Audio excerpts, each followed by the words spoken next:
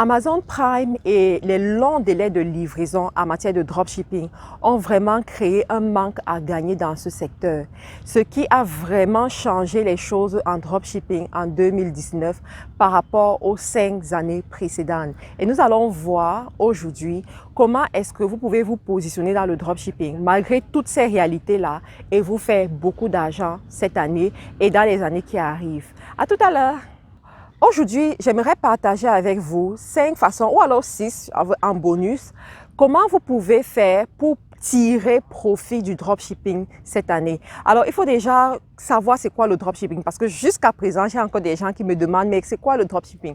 Le dropshipping, en fait, c'est une méthode qui vous permet de vendre un produit que vous n'avez pas. Donc, qu'est-ce qui se passe? Vous êtes un peu comme le middleman. C'est vous la personne qui cherchez le client et qui cherchez le fournisseur. Donc, vous marketez votre produit auprès des potentiels clients qui achètent ce produit et vous contactez un fournisseur quelque part et le fournisseur envoie le produit directement au client sans que vous n'ayez à voir le produit, sans que vous n'ayez à avoir un stock de produits. Donc, ça, c'est le dropshipping. Et il y a plusieurs personnes qui se sont fait beaucoup d'argent à travers cette méthode de vente.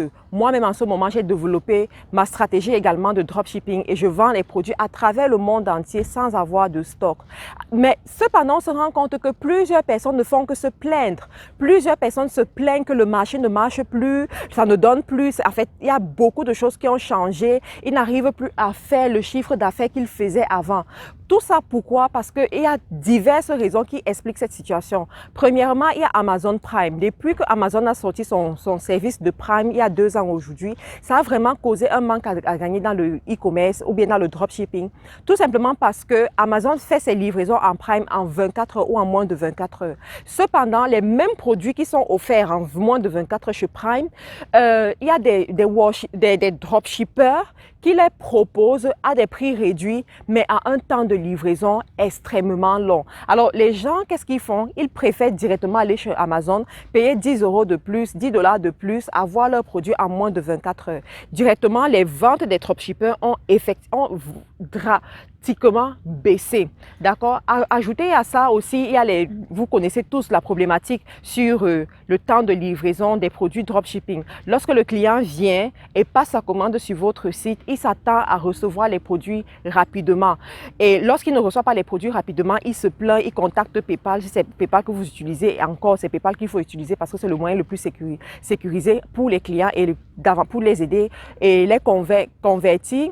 Donc, il contacte PayPal, ouvre une dispute et PayPal rembourse l'argent, que vous le vouliez ou pas. Donc, directement, ça a vraiment découragé certaines personnes. Une autre chose qui décourage, c'est quoi? C'est qu'en Europe, aujourd'hui, la majorité des clients en fait, du dropshipping, connaissent déjà les fournisseurs agréés ou bien les fournisseurs que nous utilisons tous. Ils connaissent déjà Alibaba, ils connaissent déjà AliExpress. Donc, au lieu de passer par votre boutique dropshipping, ils préfèrent directement aller contacter Alibaba ou AliExpress et passer leur commande là-bas. Cependant, il se trouve que malgré tous ces problèmes, il y a toujours des gens qui réussissent à faire de l'argent à travers le dropshipping. Il y a toujours des gens qui atteignent un certain chiffre d'affaires à travers le dropshipping. Il y a toujours des gens qui se lancent, d'accord, qui se lancent récemment là et qui réussissent à faire de l'argent. Et aujourd'hui, j'aimerais vous dire quelles sont les stratégies que vous pouvez mettre sur pied pour réussir votre dropshipping en 2019 et dans les années précédentes. Alors, la première des stratégies que je vais vous proposer, c'est quoi? C'est premièrement, choisir une niche, d'accord? Évitez de faire des sites généralistes. Choisissez une niche. Ça peut être la niche de la beauté, des vêtements, des chaussures, ça dépend de vous. Vraiment une niche qui vous attire le même style de client en fait. Donc, après la niche, vous allez décider de vendre vos produits chers. Alors, il y en a qui vont me dire, mais si les produits sont trop chers, est-ce que les clients vont acheter? Suivez la stratégie. Vous devez vendre les produits chers. Pourquoi? Parce que ça va vous permettre de sélectionner la qualité de vos clients et ça va faire en sorte que ces clients-là, si ils sont contents des produits que vous proposez, ils seront fidèles à vous et ils pourront revenir, d'accord? Ensuite, diversifiez vos fournisseurs. Alibaba, AliExpress, ce ne sont pas les seuls fournisseurs qui existent de nos jours. Et il y a plusieurs fournisseurs que vous pouvez avoir en Turquie, en Italie, en France, aux États-Unis même. Donc, vous pouvez utiliser ces fournisseurs de telle sorte que le produit que vous proposez dans votre boutique ou bien dans votre business e-commerce, qu'on ne puisse pas facilement le retrouver sur la plateforme publique de AliExpress ou de Alibaba. Vous voyez, l'autre chose que j'aimerais vous dire, c'est quoi? C'est que quand vous choisissez votre fournisseur, essayez de choisir un fournisseur qui est dans le pays où vous voulez vendre. Je m'explique.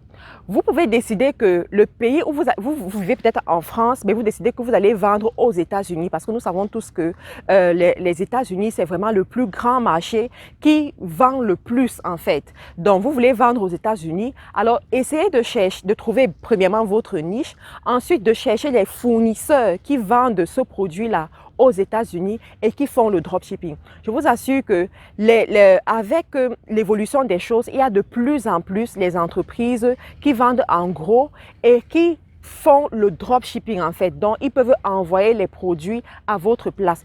Il vous faut juste faire une petite recherche sur Google et vous allez trouver ces entreprises-là. Donc, à côté de ça aussi, vous devez diversifier vos fournisseurs. Ensuite, une autre chose qui va vous aider vraiment à stand out, c'est quoi? C'est que vous devez créer votre marque, d'accord? Les produits qui ont une marque se vendent plus cher que les produits qui n'ont pas de marque. Et lorsque vous avez une marque, en fait, ça transforme la mentalité, ça transforme ce que le client voit et ça fait en sorte que le client a plus confiance en vous. Moi, j'ai fait cette expérience avec mes propres produits en dropshipping. Au début, je vendais les produits sans marque, des produits non name.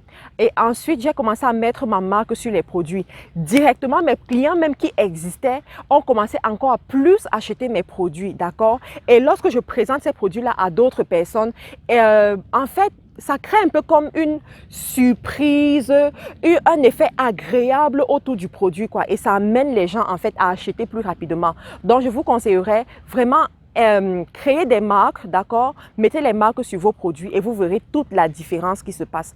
Une autre astuce que je vous donnerai pour 2019, c'est quoi? C'est essayer de créer votre propre marché. D'accord? Aujourd'hui, l'expérience montre dans le dropshipping que les dropshippers qui réussissent sont les dropshippers qui ont réussi à construire une communauté autour de leur business. Donc, si vous réussissez à construire cette communauté-là, c'est de cette communauté que viendra facilement vos clients. Et ceux qui sont dans cette communauté-là, c'est eux qui vont proposer vos produits à d'autres personnes et vous allez encore plus vendre. Et votre communauté qui existe déjà est une preuve auprès des nouveaux prospects ou bien des futurs clients que vous allez avoir pour prouver que vous avez des bons produits, on peut vous faire confiance, on peut faire affaire avec vous parce qu'effectivement, on peut voir une communauté de personnes qui a déjà été satisfaite de ce que vous proposez et cette communauté-là peut avoir fait des recommandations ou pas, mais seulement le simple fait qu'elle existe, ça montre qu'on doit vous faire confiance. Et je suis sûre que ça va vraiment causer la différence dans votre business. Ensuite, une autre méthode que je vais vous donner pour booster en fait vos ventes, c'est quoi? C'est de savoir utiliser l'automatisation sur les ventes, d'accord? Ça va vraiment causer la différence dans votre business. Ne faites plus le business de façon archaïque, mais automatisez tout. Automatisez tout de telle sorte que vous connaissez à quel moment est-ce que les gens s'intéressent à vos produits, qu'est-ce qu'ils font lorsqu'ils s'intéressent à vos produits, comment est-ce qu'ils réagissent quand ils arrivent sur votre plateforme, sur votre site, comment est-ce que, en fait, qu'est-ce qui les pousse à faire l'achat et après l'achat, comment est-ce que vous devez les entretenir. Tout cela, ça marquera une grande différence à votre business et vous verrez que le dropshipping, c'est vraiment fun, c'est vraiment bien, c'est cool. La dernière chose que j'aimerais vous conseiller, c'est quoi? C'est la vente en gros, d'accord?